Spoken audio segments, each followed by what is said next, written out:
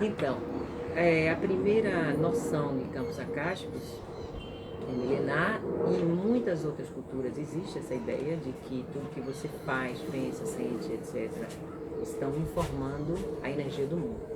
Então, mais recentemente, esses estudos com a própria ciência materialista têm identificado a existência desse campo informacional, esse campo morfogenético, como diz Sheldrake, esse campo do inconsciente coletivo, como diz Jung. Na verdade, é muito difícil você lidar com essa dimensão da vida, porque essa dimensão da vida não pode ser medida, ou pelo menos nós hoje ainda não podemos medir.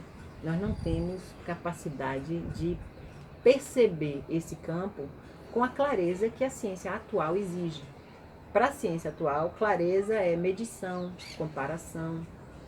A ciência pós-materialista, ela já trabalha com... Primeiro, ela trabalha com outro fundamento, que é a existência de um mundo não material, que inclusive tem imensa influência sobre o mundo material.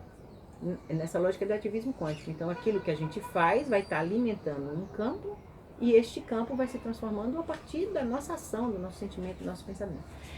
Uma ciência pós-materialista, ela precisa criar novos indicadores.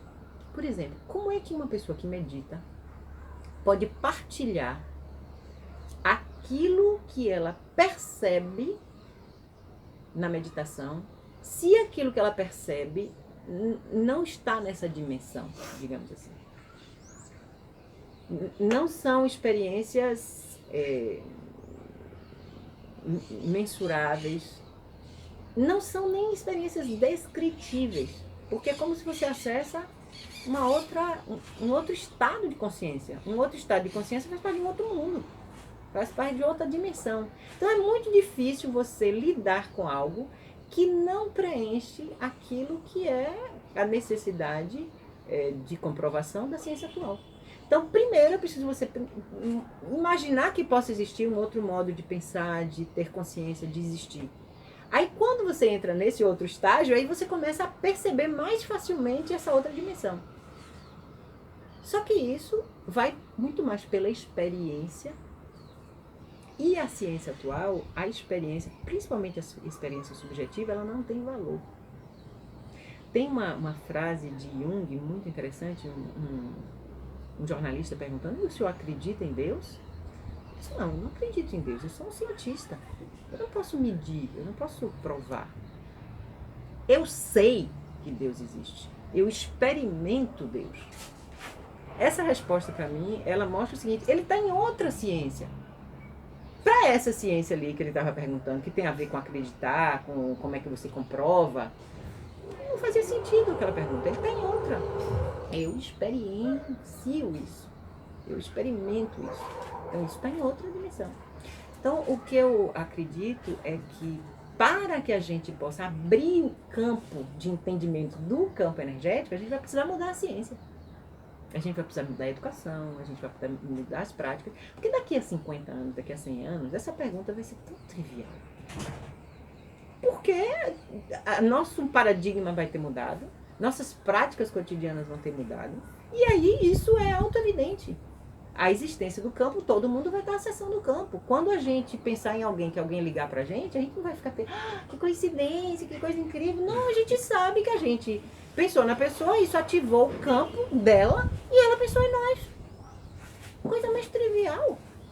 Só que isso acontece com gente que está conectado. Se a pessoa está com essa cabeça confusa a mil, como é que ela vai conectar com o campo do outro que está pensando nela? Então, telepatia vai se tornar uma coisa muito comum quando as pessoas estiverem com uma mente telepática desenvolvida, que é uma mente serena, uma mente focada, uma mente que está em contato com o campo. Percebe? Enquanto nós tivermos enlouquecidos aí com as mil informações, sem nenhuma calma interna, sem nenhum silêncio interno, com essa mente do quarto cérebro pouco desenvolvida, como é que a gente vai ter acesso ao campo mórfico, ao campo acástico, ao inconsciente coletivo, a tudo isso? Então, é preciso desenvolver nossa capacidade para depois começar a perceber. Aliás, na ciência sempre foi assim. Quando a gente descobriu que existia a gravidade, mentalmente a gente prova, a gente mede, começamos a usar a gravidade em mil coisas. Começamos a vencer a gravidade, inclusive. Porque a gente já tinha instrumentos para isso. Com o campo móvel, com o campo sutil, como eu chamo, vai acontecer a mesma coisa. Então, por exemplo, eu